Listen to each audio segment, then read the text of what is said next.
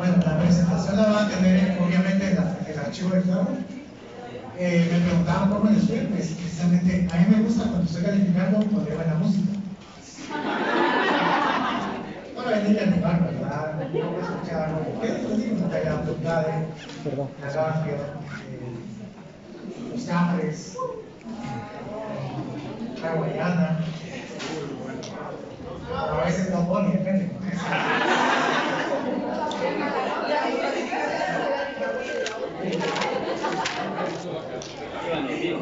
Pues obviamente ahorita me puse bélico, entonces deberían de hacer unas clases de caligrafía, de verdad se los prometo, porque honestamente sí me cuesta mucho. Hay unos que sí no, realmente. Exacto, era la consigna, o con fruto, o con beso, o con fruto. Entonces, bajo esa misma idea me fui, ¿verdad? Entonces, bueno, la voy a hacer simplemente, no sé si va a sumar o a restar. Entonces, bueno, para tenerlo así presente, los exámenes bastante reales a lo que es el conocimiento propio de cada uno de ustedes. Las variantes no eran complicadas, las preguntas no creo que estaban más complicadas. Pero bueno, vamos adelante, comencemos con el módulo 2. Aquí ya vamos a entrar a lo que son ideas básicas, no, más concretas y aterrizadas de lo que se podemos entender como lógica jurídica, pero de una manera más formal. Y cómo lo vamos a ver desde el punto de vista en sí. La teoría, aquí vamos a tomar 3 elementos básicos. Se recordarán que en algún momento un compañero me preguntó si entrábamos a ver primero un concepto, después definición, o después un juicio jurídico. Entonces ahora en este módulo vamos a entrar a conocer esto, lo que es el concepto jurídico, vamos a entrar a conocer lo que es una definición jurídica y lo que es un juicio jurídico. Así es como nosotros vamos a ir evolucionando propiamente dentro de la característica que nos va a revestir la lógica jurídica. Para ponerlo y aterrizarlo más concreto, ustedes ya se examinaron de penal, lamento no haberles podido apoyar, pero sí estaba un día en mil cosas. Sí, entonces ante eso sí ya no puedo hacer nada. Si estoy mal, no quería que fuera peor, entonces por eso no me metía en esas 11 edades. Entonces para tomar así precisamente qué es un concepto propiamente dicho. Tenemos en el derecho civil el concepto de persona, ¿sí? ¿Qué es persona? ¿Qué entienden ustedes por persona?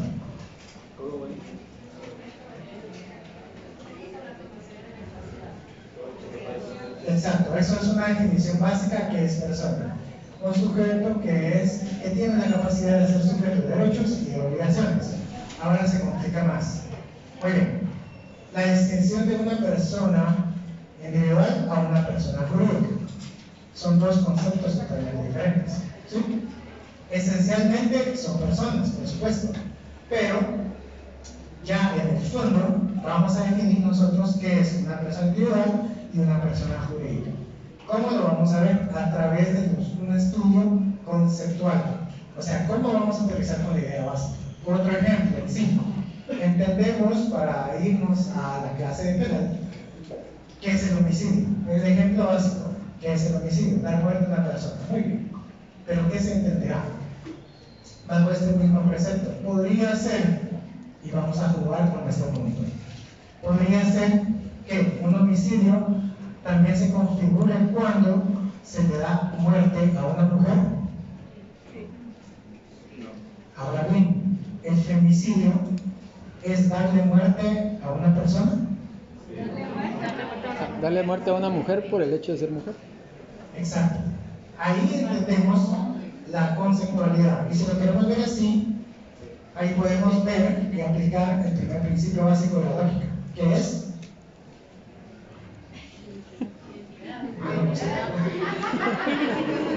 identidad. Aquí no existe, ¿sí? Entonces, precisamente porque no se da esa categoría misma, una identidad entre los mismos conceptos que estamos viendo. O sea, si no entendieron la primera parte del módulo 1, en este módulo 2 se los va a ayudar.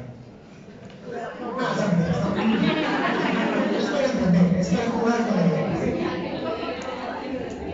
Es para entender precisamente qué es. Ahora, Pero ya saben. Ahora pongámoslo a nivel práctico.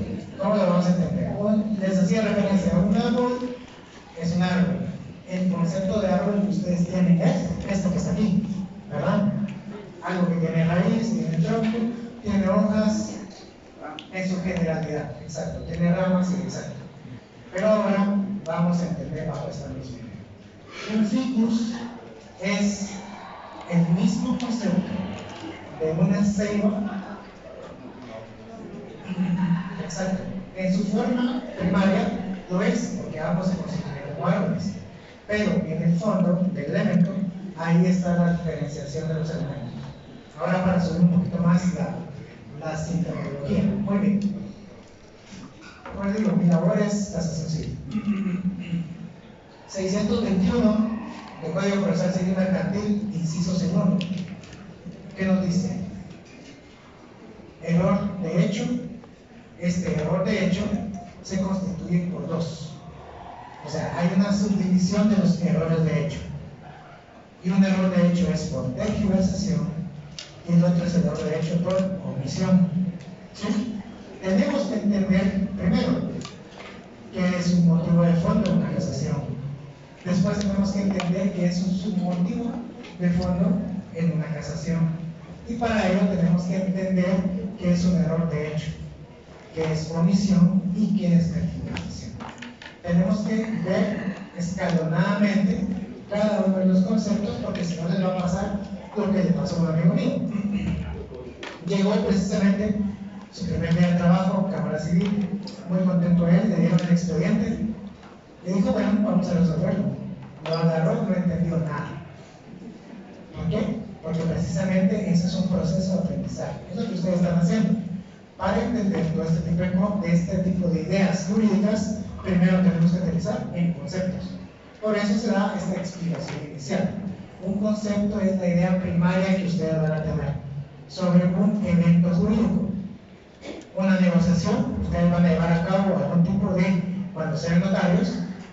Hoy precisamente se estaban juramentando más colegas y futuros colegas que serán ustedes en la Corte Suprema de Justicia. Ya vamos con el número 44.000, si no estoy mal. Yo soy 18. Es bastante de rango que existe de mi año al actual año. Entonces, así los insto que sigan ustedes. Pero, ¿qué va a pasar?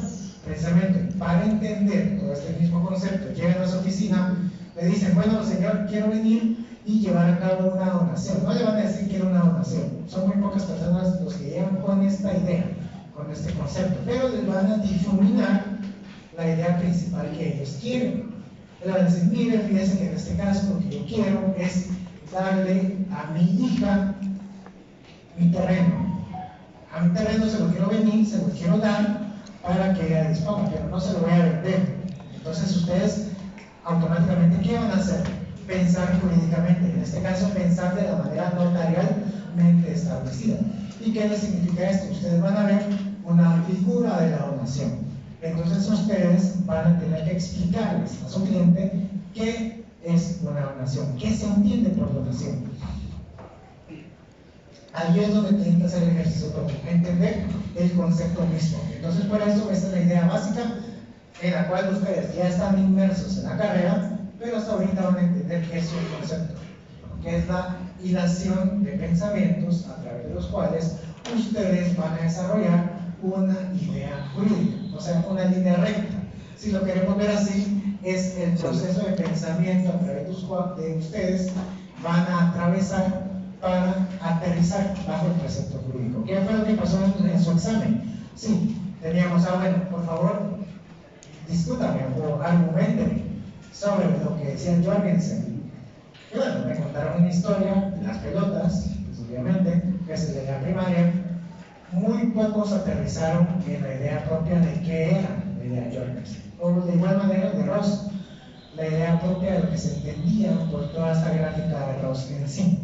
Entonces, primero tenemos que entender lo básico, para nosotros ya extendernos hacia las normativas jurídicas pertinentes. Muy bien, agarremos esta idea principal, explicación inicial según Márquez. ¿Qué nos dice Márquez? El concepto jurídico, que es lo que estamos viendo, Es la segunda parte de la lógica jurídica. Lo primero son los principios básicos. Los principios básicos, ¿qué son? Exacto, esos que ahorita es eso. Pues precisamente esa es la primera idea con la que se aterriza el pensamiento hacia una formalización del pensamiento lógico, jurídico.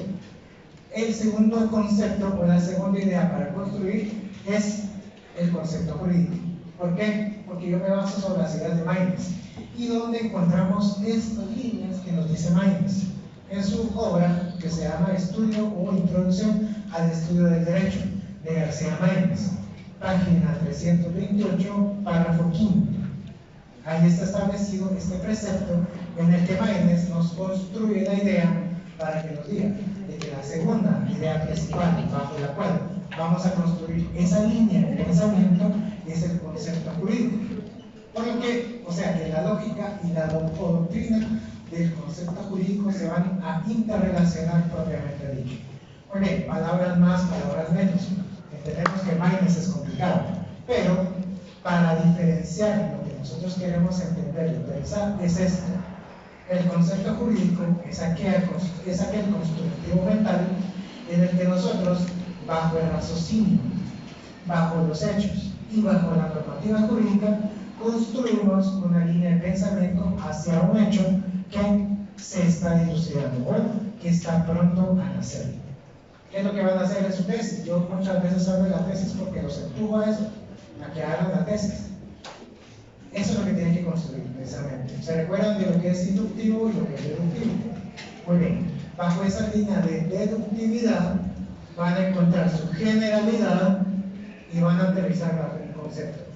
Ejemplo, quieren hablar precisamente de lo que es el aborto o lo que es matrimonio igualitario, tienen que construir las líneas básicas, tienen que construir todos esos elementos a través de los que van a definir su concepto mínimo y van a tener que explotar en su tesis. Entonces es ahí, bajo ese mismo constructivismo, que nos vamos desarrollando la idea hacia lo que nosotros queremos perfeccionar como un concepto jurídico. Es parte de esta introducción a la que nosotros, o más bien yo les estoy informando, y que nos formemos idea. ¿Dónde podemos tomar estos pensamientos de un concepto lógico? Pues hoy en la tarde, más cuando terminemos, les voy a hacer girar un documento que tiene relación propia en cuanto a lo que es el concepto jurídico. Estamos hablando de un autor alemán, o sea, un tipo de filosofía bastante amplio que se lo voy a compartir. Esto lo vi en el doctorado y precisamente se lo voy a compartir. ¿Por qué? Porque es para eso, para que ustedes lo vean, para que ustedes tengan el concepto básico de lo que es, que se entiende acceder a este tipo de información. Ahí es el constructivismo bajo una idea del racionalismo de los pensamientos intuitivos, nos dice. Vamos a hablar directamente y aterrizar más sobre el tema. Todo este tipo de constructivos lógicos que nosotros tenemos es a base de hechos. Entonces, nosotros no podemos entender una figura abstracta tal y como era el Bitcoin o lo que era todo esto del exchange, todo lo que existe y circula, ¿no? A todo lo que es la moneda virtual, si eso anteriormente no fue anteriormente explotado o analizado desde el punto de vista técnico informático. Ahora ya se entiende algún tipo de encadenamiento en cuanto a la legislación bancaria hacia el derecho privado internacional y hacia la legislación monetaria en sí. Entonces, ¿cómo nace ese elemento? ¿Cómo nacen esas ideas básicas? A través de una información primaria, básica. ¿Cómo se desarrolló el delito de homicidio? Pues al momento que dio muchas faltas. ¿Cómo se entendió precisamente lo que era el matrimonio? A través de la unión de las dos personas en sí. O sea, así es como se va construyendo y ejercitando propiamente dicho lo que nosotros queremos entender y corresponder como un concepto propio. Es por ello que también es necesario que ustedes miren noticias, se informen precisamente para que ir analizando e ir teniendo ese hilo fino para que ustedes puedan desarrollar y construir su tesis. Que esa es parte, como digo, se lo remarco porque es la grada más alta a través de que muchos tenemos que aterrizar y cuesta bastante venir y inferir propiamente dicho. Entonces ahí es donde se desarrolla esta idea básica de lo que nosotros queremos ver. Existieron muchos autores, pero de los más connotados bajo la idea del concepto jurídico está en este caso, nos viajamos hasta atrás, nos vamos a Aristóteles, dando las ideas propiamente dicho a lo que nosotros queríamos entender. También ya más cercanos a nosotros está Husserl y además también está Finder, que ellos son autores bajo la escuela misma del materialismo constructivista. Ellos van desarrollando la idea a través de lo que están viendo. Dejamos por un lado todo lo que es el abstracto, todo lo que era la etapa propia de lo que fue la Edad Media y lo que fue un tanto el Renacimiento propio para tener un pensamiento moderno. ¿Por qué? Porque esto no nos dejaba, bajo esas ideas abstractas y faltas de fundamento concreto, no dejaba aterrizar objetivamente sobre lo que nosotros buscábamos. ¿Y qué buscaba el derecho en sí? Desarrollar nuevas ideas de relaciones jurídicas propias. Es por eso que a partir del año 1600, 1700, 1700, 1800 se construye primero en Inglaterra, segundo en las áreas que ya estaban siendo pobladas en el continente, algún tipo de relación jurídica propia. ¿Cuál es el ejemplo propio? Y que nosotros queremos ver y que posiblemente lo vieron en su cartera de lo que es pueblos indígenas, en sí, toda la relación propia, lo que le va creyendo a la distribución de pueblos originarios respecto a encomendadores. Entonces eran dos encomendados. Entonces toda esta relación propia, jurídica, naciente, primitiva, dentro del área de Américas, fue lo que ese constructivo social, a través de una idea jurídica del derecho, para poder crear este tipo de figuras que posiblemente se mantengan en la actualidad. Entonces allí es donde nace efectivamente toda la idea propia a lo que nosotros queremos entender como un concepto jurídico. Vamos entendiendo por el momento. Palabras más, palabras menos. ¿Qué decimos? Un concepto es la idea física de lo que existe, ¿sí? Básico. Lo que está y lo que pueden ver sus ojos, percibir sus sentidos, es lo que existe. Y a eso le vamos a decir precisamente que es un concepto. Por eso de que jurídicamente no podemos, existe el derecho canónico, pero bajo la figura abstracta de Dios, ¿sí?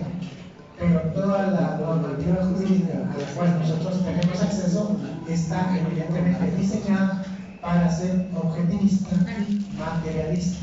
Entonces ahí es donde nosotros vamos a aterrizar sobre esta idea.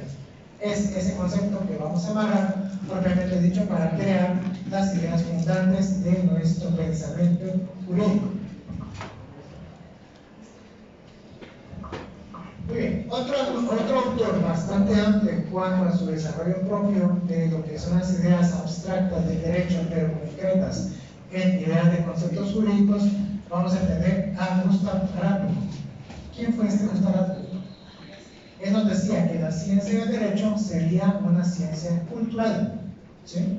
Pues su objetivo no es la naturaleza, sino un fenómeno creado por el hombre. ¿Tiene lógica de lo anterior? Por supuesto. ¿Por qué? Porque nosotros no podemos entender la discrepancia jurídica que puede existir en la fotosíntesis. Nosotros no podemos discutir lo que es la mitosis.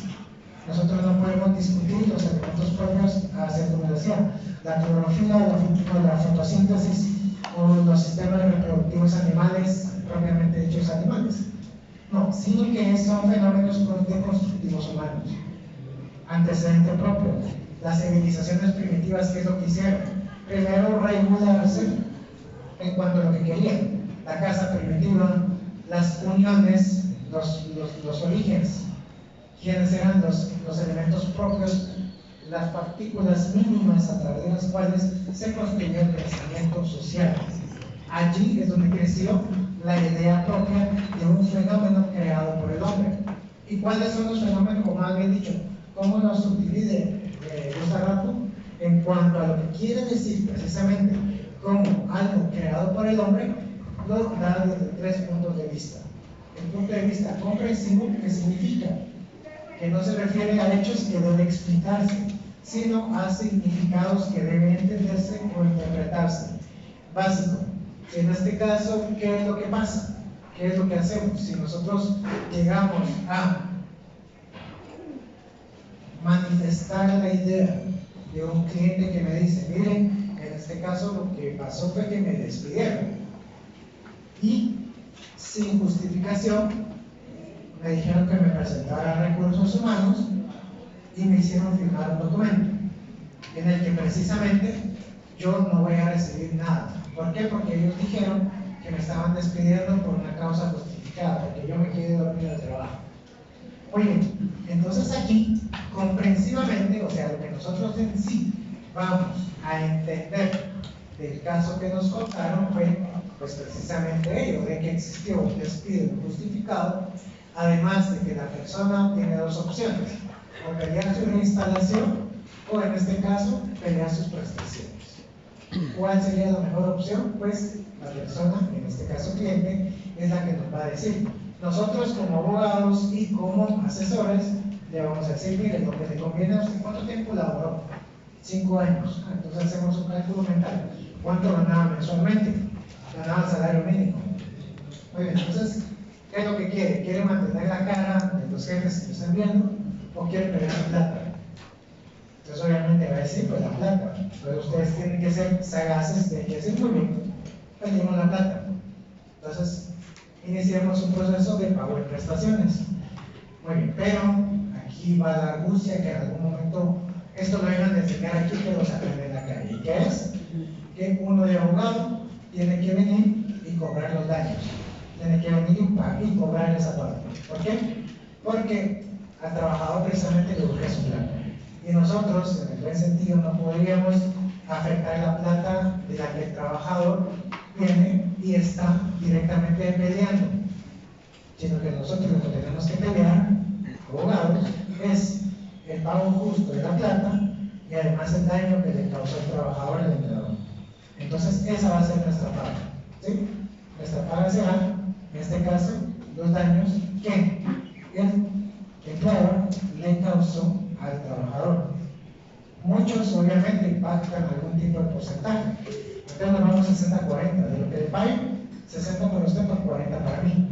Pero lo que muchos lo que no saben es de que los daños muchas veces representan más del 110% de lo que al final el trabajador recibe. Pero la parte del trabajador en esta parte, los daños en sí, los daños están aquí en conserva, ¿sí? Y eso va a ser lo pactado. Entonces le va a decir, mire, ¿cuánto tenía que recibir? 125,000. Perdimos los 125,000. Pero los daños, partimos con los daños. Muy bien.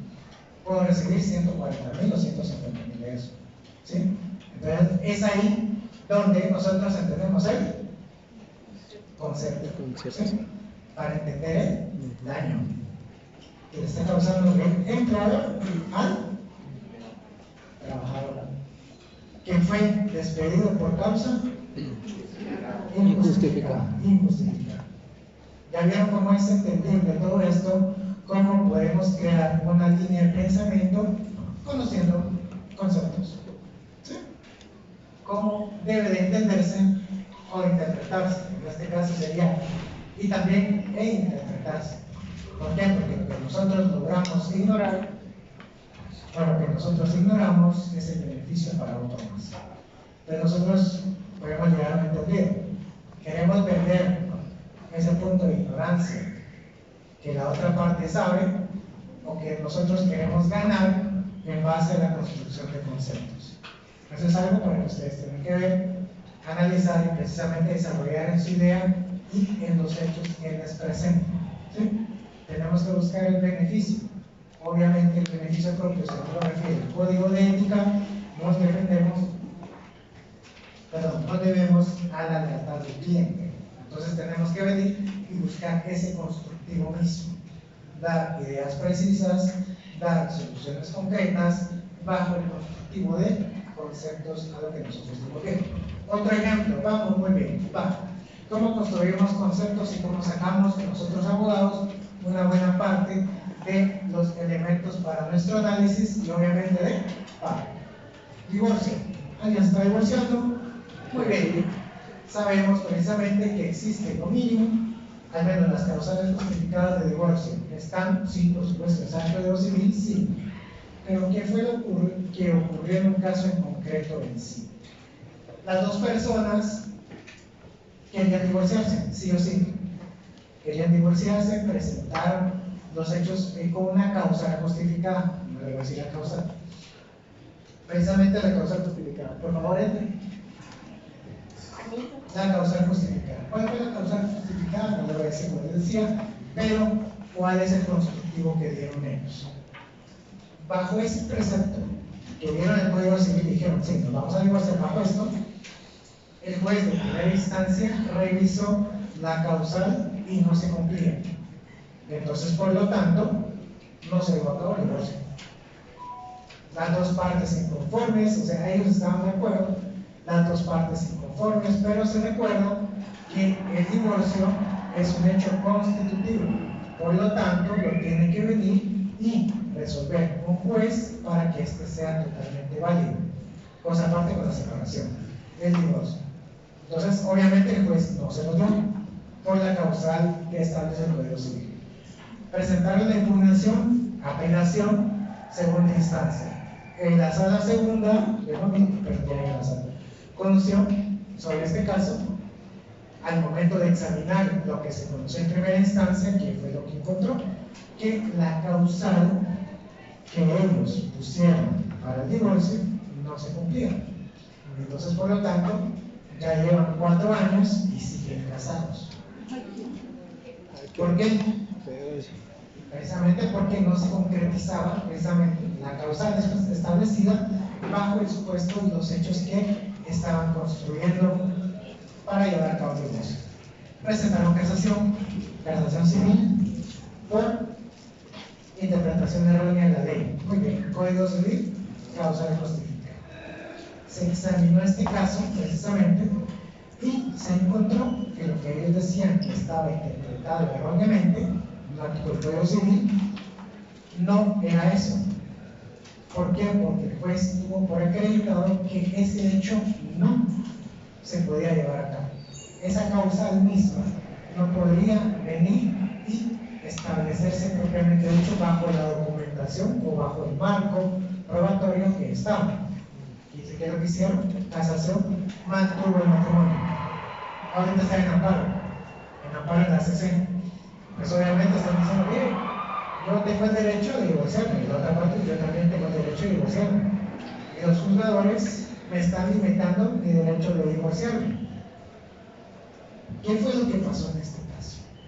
Invocaron la invocación misma de la causa de divorcio.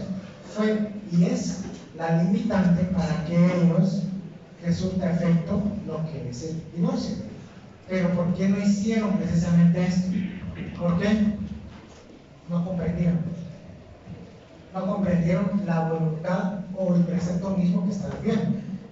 Y lo más curioso de este caso es de que todas las partes, en este caso, tanto los actores, demandante y demandada, son abogados, son como todos abogados. Los que estamos resolviendo son los abogados. Los que van a resolver la CC son abogados. Pero ninguno les da la razón. ¿Por qué? Por la invocación de causales que no son propias o que no justificaron debidamente y que nos siguen atando hacia ese largo martillo del matrimonio para ellos. Entonces allí es donde se construye un hecho, se construye un pensamiento jurídico errado. Y eso es porque no comprendemos propiamente dicho el fenómeno que estamos analizando. ¿Vamos bien? ¿Pregunta que tengo?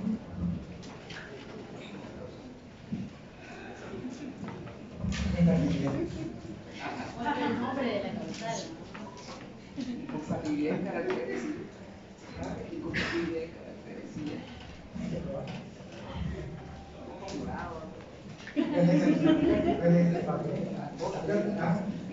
Entonces, todo este constructivo nosotros lo tenemos que ir haciendo.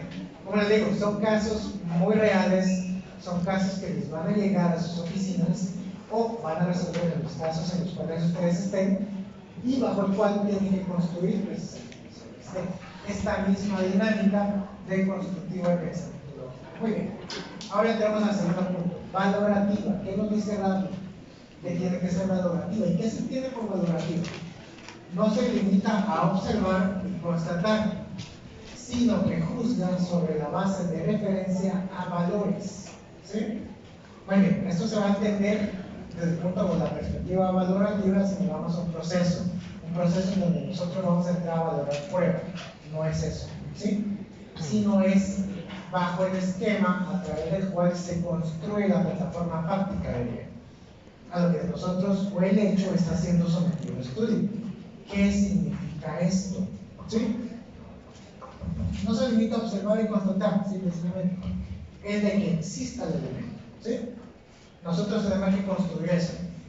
La causal que les estaba contando anteriormente de divorcio, pues para los juzgadores no existe. ¿Por qué? Porque no se sustentó en la prueba suficiente. Entonces, por lo tanto, no los pueden divorciar porque no existe ese elemento inicial bajo el mismo precepto que ellos querían, ¿sí?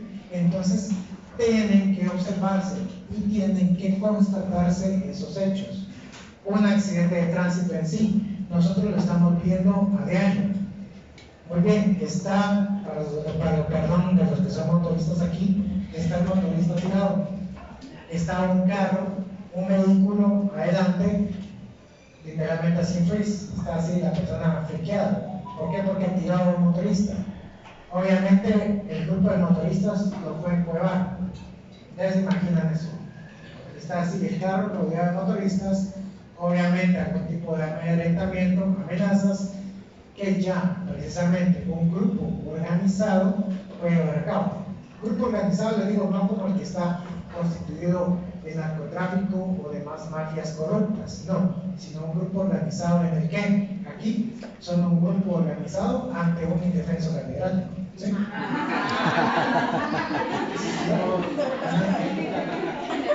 Entonces, ¿qué es lo que pasaría?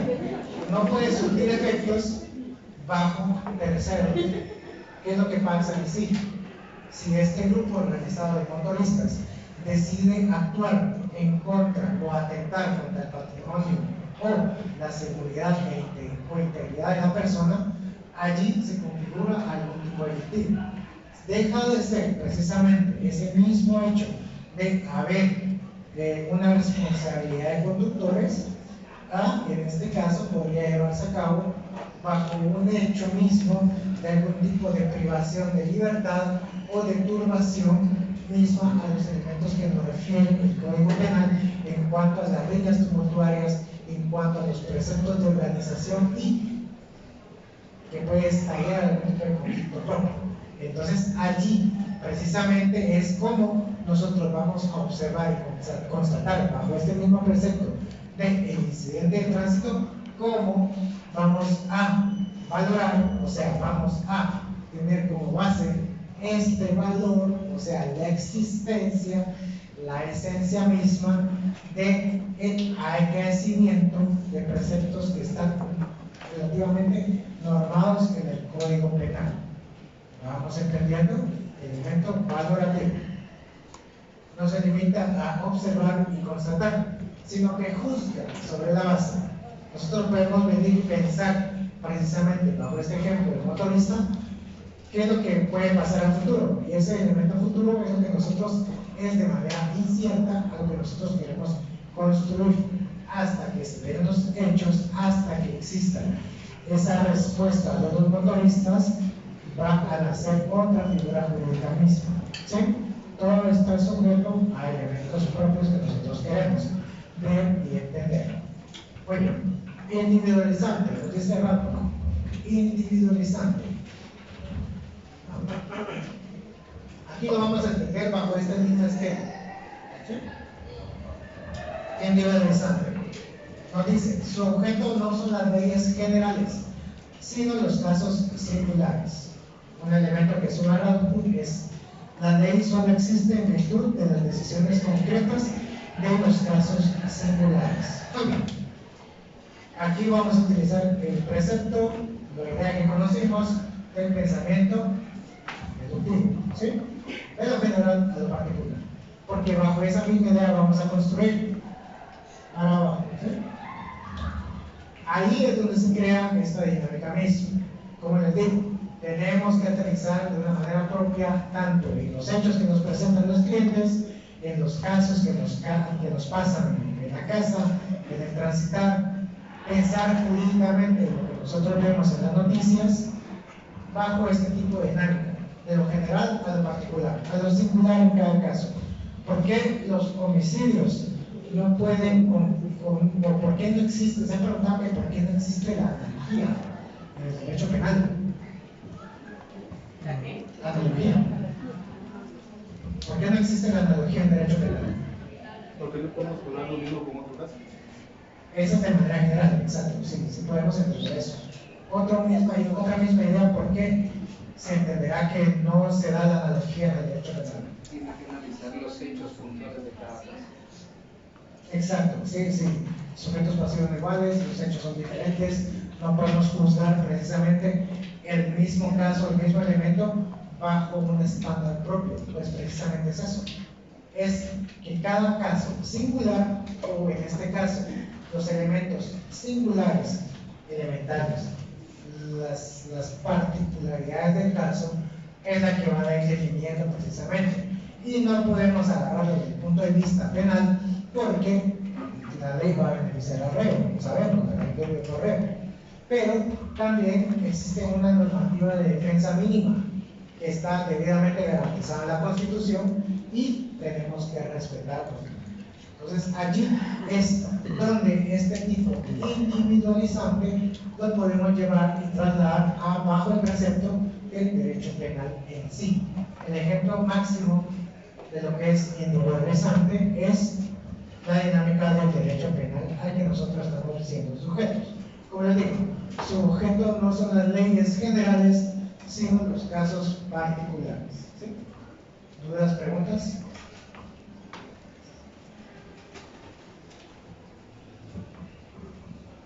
Aquí tenemos un principio que nos enmarca, que es el principio mismo. El principio de la navaja de Jalón. ¿Qué es esto? Es una idea filosófica, sí, pero es un pensamiento actualizado bajo el precepto mismo del derecho. ¿Y qué nos dice esta navaja de Jalón? ¿Sí? Nunca atribuyas a la maldad lo que puede ser explicado por la estupidez. ¿Sí? Que nos dice precisamente, racionalicemos este concepto. Los dichos populares tienen muchos elementos, obviamente, es sabiduría de abuelitos, pero tienen muchas circunstancias reales. Y no escapa precisamente esto. Nunca atribuye la maldad lo que puede ser explicado por la estupidez. Precisamente, todo lo que es la teoría del derecho penal nos marca de que tiene que estar el iter criminis, ¿sí? Todo lo que es el pensamiento, el constructivo precisamente de cómo se desarrolló una idea penal o cómo se desarrolló y se llevó a cabo la consecución de un hecho objetivo. Pero dentro de la teoría pura de lo que es la ciencia criminalística, esto es la base, ¿sí? ¿Qué fue lo que ocurrió? Sabemos que es, o este precepto mismo, no atribuye la maldad lo que puede ser explicado por la estupidez, lo resumimos bajo la idea de lo que es algo preterintencional. No tenía la intención de hacerlo, ¿sí? Pero por estúpido lo hice, ¿sí? Entonces ahí es donde nosotros accionamos. Es la preterintencionalidad. ¿Sí? Algo que no puede ser hecho con maldad, pero por estupidez misma, mala manipulación, mal manejo, etcétera, todo lo que se puede entender por la preterintencionalidad, aquí está resumido, ¿sí? El principio de la navaja de Handel. Repito nuevamente, nunca atribuye la maldad lo que puede ser explicado por la estupidez. Que si existe algún tipo de ensañamiento, entonces ya hablamos de otras circunstancias del tiempo. O que si nosotros ya hablamos precisamente de que, mire, señor SAT, Superintendencia de Administración Tributaria, mi intención era pagarle el impuesto de circulación de vehículos, pero en ese día no tenía sistema. Entonces la SAT nos va a decir, sí señor, pero usted tenía de 1 de enero hasta 31 de julio para hacerlo. Y me está diciendo hoy 1 de agosto que no puede hacerlo. Entonces ahí es donde se desata y estalla este principio mismo, ¿sí? Aquí es donde vamos a resumir todas las cosas incoherentes que van a existir precisamente en todo tipo de pensamientos jurídicos, porque nosotros tenemos que entender que un pensamiento jurídico se construye. Ideas racionales e ideas irracionales. Todo pensamiento jurídico crea eso. El racionalismo e el irracionalismo. Pues bajo esos mismos preceptos tenemos que forzar ambos pensamientos. Si aquí tengo un cuento que me están contando y me están dando paja de lo que dice Jorgensen, pues yo voy a forzar más el pensamiento. O sea, yo no voy a llevar al límite y decirle, va, ahora dígame qué quiere decir eso. Ese pensamiento, esa idea irracional, me la tiene que convertir en un pensamiento jurídico. ¿Sí? Muy bien, vamos a tener una referencia a lo que vamos a referirnos a recordar que vimos sociología el semestre pasado. Muy bien, que se recuerden lo duro, pero había un concepto mínimo que decía que es sociedad. ¿Sí? Muy bien, ¿qué se entiende por sociedad? El conjunto de individuos que tienen una relación de igualdad, sometidos a algún tipo de jurisdicción, etcétera, etcétera. Bueno, ese es un pensamiento o una idea racional, porque es bajo el constructivo de un concepto que previamente se conoce bajo algún tipo de conjunto de seres humanos que están distribuidos para seguir pensamientos, en este caso, normas jurídicas propias. Ahí es donde nosotros creamos una idea racional, un pensamiento jurídico que nos va a dirigir hacia una norma jurídica normal. Así es como se construye precisamente este tipo de elementos a través de algo tan básico como esto, el principio de la norma. ¿Sí? Recordar ahorita que cada vez ustedes miren preterintencionalidad, se van a acordar fijo con esto. ¿Sí? Lo hice por estúpido. ¿Sí? Entonces ahí es donde construyen ustedes su pensamiento concreto. ¿Dudas, preguntas que tengan?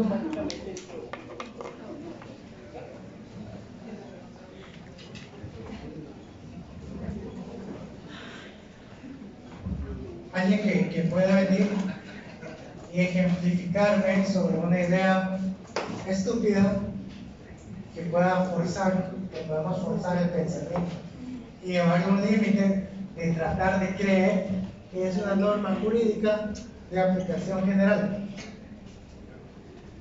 Alguien que se les ocurra, que lo hayan visto bajo este mismo precepto, una norma jurídica que podemos conducirla hacia una aplicabilidad general. ¿Sí? Alguien que tenga algún delito, licenciado, un ejemplo, que esté con un delito, pero por cuestiones de que, imagínense, a su mujer la están acosando X o Y persona, pero uno sabe que no se tiene que meter a un problema, pero esa persona pasa y usted lo mira y ya sabe lo que está pasando.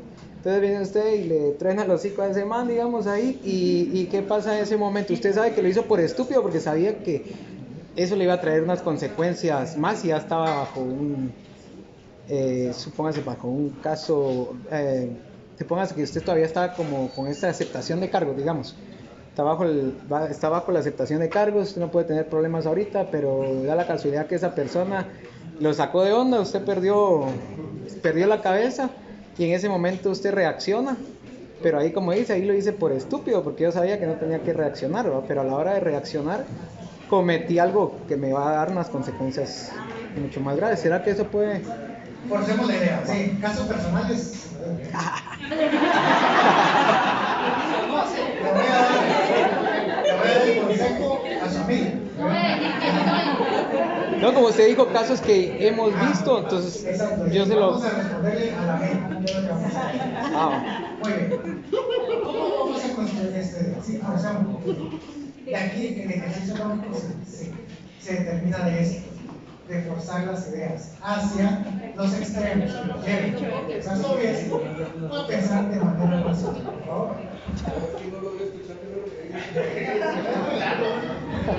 En resumidas cuentas es de que el niño salió de la clase, se encontró uno que se caía mal y le levantó la mano. Y después reaccionó, dijo, Qué estúpido.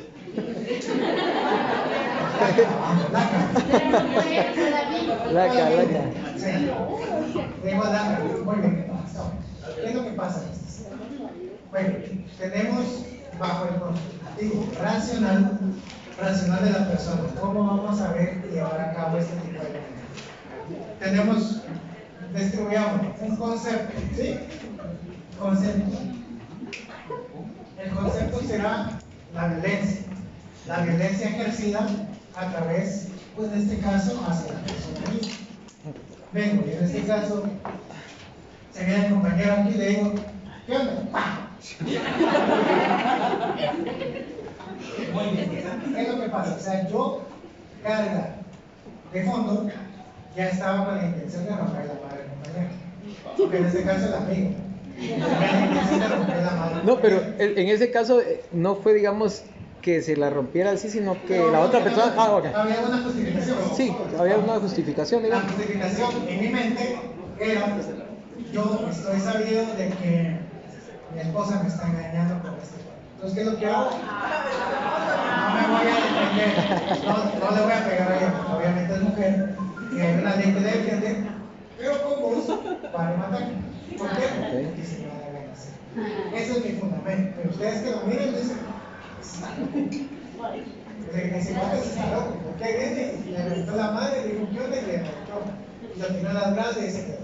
No es que le digo que le va a pasar. Cuidado de la Cuidado. Accidentes pasan. Exacto, siempre les pasa. Cuidado, tranquilos. Hablando de tomatones. Oye, entonces, ¿qué es lo que pasa? Procedemos de pensamiento. Llevamos la idea de algún tipo de ejercer algún tipo de violencia en contra de otra persona y que nosotros tenemos racionalmente pensado justificar. Esto en derecho penal, ¿cómo se llama? El pensamiento que tiene el criminal, ¿cómo se llama eso? Exacto, es el intercriminis. Ya conocemos el concepto. Lo que es el concepto intercriminis. ¿Sí? Aquí nosotros construimos esta idea misma. Concepto intercriminis. La violencia que se va a ejercer de un compañero a otro. La justificación no la sabemos. ¿Sí? Ese objeto a través del cual se está atacando no está. Pero sí se dan las acciones en contra de él. Bueno, ese justificativo, sí, le pegué al compañero, cayó en las gradas, obviamente se fracturó el brazo, la columna y el pie. Eso constituirá algún tipo de hecho delictivo. Sí. ¿En dónde lo cuadran ustedes? Lesiones leves La mano. o graves, depende cómo. Estoy diciendo. Fractura de brazo, Sí, columna y pierna. gravísimas. ¿Existe algún tipo de delito relacionado a esto? Muy bien, es el delito de lesiones, ¿sí? Ajá. Y estas lesiones obviamente se del Código Penal. Ahí nosotros ya tenemos una norma jurídica de aplicación general, ¿sí?, construida a través de un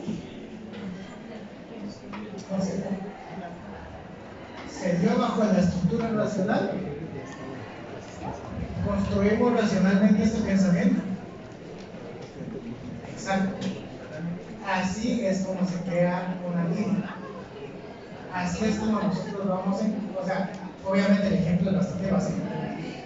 Eso mismo, para poder observar esto, ¿sí? Una norma jurídica de aplicabilidad general a lo que nosotros queremos creer y entender bajo la constructiva de conceptos propios. Así es como nosotros vamos desarrollando este tipo de ideas.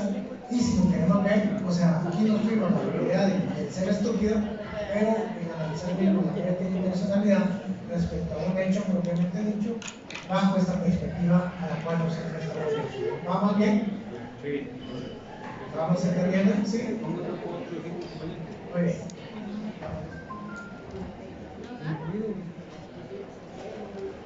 Yo creo que la asistencia ya estará. Cristian me va a verificar ese dato ahorita que le va a dar la información respectiva.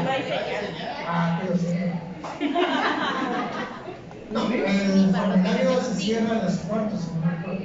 Entonces ya en un ratito vamos a liberarnos de este yugo de lógica jurídica para que ustedes puedan venir y resolver propiamente dicho su idea. Muy bien, ya tenemos la estructura básica de lo que nosotros queremos ver respecto a la secuencia de ideas que estamos construyendo. Vámonos más al fondo, entendemos más la parte de ¿sí? Definición de concepto. La idea básica es esa, que les dije, tener una premisa significante o una idea primordial para poder construir estos elementos y desarrollar definiciones que a su vez van a construir juicios jurídicos complementarios. Aquí tenemos autores, en este caso Enoch Ibarra, Tejedor Campomanes y Mario Moro. Ellos precisamente manifiestan que el concepto es la representación intelectual de un objeto abstracto y universal. ¿Sí? Repito nuevamente, el concepto es la representación intelectual de un objeto abstracto y universal. ¿Sí? Aunque no lo crean, ahorita mi hija tiene años y 5 meses. Y ella tiene el concepto de la palabra no. ¿Sí? Hace berrinche, obviamente. Pero le digo no. No puede hablar, pero se puede balbucear. No puede caminar autónomamente, pero si no ayuda. Y entienden cuáles son las ideas básicas de sí y no. Pues precisamente es eso. ¿Sí? Representación intelectual, un concepto, una palabrita básica, que es no, que es una norma prohibitiva, que es una norma, pues obviamente, que nos permite hacer las circunstancias. Un artículo 5 constitucional, la libertad de acción. La libertad de acción nos permite hacer todo aquello que la ley no prohíbe. Pero ¿qué no prohíbe? Pues precisamente está, o taxativamente, expresamente, está estableciendo los correspondientes. El Código Penal, ustedes me pueden decir, es al final una norma en base a la libertad de acción o una norma prohibitiva. En algún artículo del Código Penal les prohíben hacer algo. Sí, no matar, ¿no? Esa es pregunta de privado. Dígame, compañero, está licenciado así sentado. Así, sentado. ¿El Código Penal para ustedes es una norma permisiva o prohibitiva? O sea, le están diciendo, ¿usted quiere morirse de un lado o quiere morirse del otro? La cosa es que me tienen que fundamentar. ¿Sí? Entonces, bajo esa misma idea tenemos que construir el pensamiento de una norma que nos permite hacer o que nos prohíbe hacer. Bajo ese mismo sistema de constructivos es que nosotros vamos a entender que el Código Penal no nos prohíbe nada. ¿Sí? Usted, compañero, puede matar, usted puede venir a asesinar, usted puede violar, usted puede abortar. La norma le da la libertad de hacerlo. Pero si hace esas conductas antijurídicas, va a tener una sanción. ¿Sí? Entonces el Código Penal no les va a prohibir nada. Es más, usted haga. Nacieron en se tiene una chance. ¿Sí? Usted haga y hacer lo que quiera. Igual aquí está el Código Penal y las leyes accesorias que van a venir y pueden llevar a cabo. ¿Ustedes también creen que los acuerdos municipales de la Municipalidad de Guatemala tienen normas prohibitivas o contienen normas permisivas? Ajá, aquí entramos a la famosa palabra del abogado, depende. ¿Sí? ¿Por qué? Porque precisamente las autorizaciones de construcción van a estar permitidas, pero dentro del mismo acuerdo respectivo hay restricciones a través de las cuales tienen que venir y cumplir. En dado caso, los que están construyendo llegan, en este caso a vulnerar, serán meritorios de una sanción respectiva. Entonces aquí es donde nosotros vamos entendiendo la dinámica misma a la que nosotros estamos observando, una representación intelectual. Entonces ahora ustedes pregúntense realmente, todas las normas que nosotros estamos estudiando nos permiten o nos prohíben. ¿Por qué? porque bajo ese mismo concepto es el que nosotros estamos construyendo nuestros pensamientos lógicos primarios. ¿Sí? Para García Márquez, la teoría en sí permite una línea de pensamiento en el que define al concepto como la significación elemental referida a objetos, o sea, darle un significado a un objeto así. Eso es lo que tenemos que tener como propio para entender la idea de Márquez a lo que me refería propiamente dicho. Significación elemental referida a objetos. Un objeto basurero ya tiene una representación propia, pero si este basurero tuviera una leyenda que dijera orgánico, o que tuviera una leyenda que dijera inorgánico, o que dijera latas, en este caso reciclaje, papel, aluminio, etc., ahí nosotros estamos viendo que este simple basurero está dentro de la normativa que nos establece y nos regula que tenemos que clasificar precisamente los desechos sólidos. Entonces allí es donde nosotros vamos entendiendo que ese pinche basurero va a tener un significado en igual a una norma jurídica que estamos o que es de aplicabilidad general para lo que nosotros queremos entender y significar. También todos los objetos están relacionados con el derecho. Para los que tienen su botella de agua pura, que están bebiendo, dichoso, en este caso, la botella de agua pura, ¿qué significa? Llevó un proceso marcario, un proceso registral, en el que se estableció la semblanza misma a través del registro mercantil. Lleva los registros sanitarios del Ministerio de Salud, lleva toda la normativa propia a la representación misma de la botella. O sea, todos los objetos que tenemos van vinculados con el derecho. Todos son objetos con una significancia elemental hacia la vida jurídica en la cual nosotros estamos viendo y analizando en sí. El concepto es un elemento general del pensamiento que representa intelectualmente un objeto de forma abstracta sin afirmar o negar algo del mismo. Es como nosotros logramos entender la idea. Es como nosotros sabemos que vamos a utilizar un pensamiento neutro para definir, para conceptualizar, o sea, para darle toda esta representación intelectual hacia la línea de pensamiento que nosotros vamos a hacer. ¿Preguntas y dudas que tengan?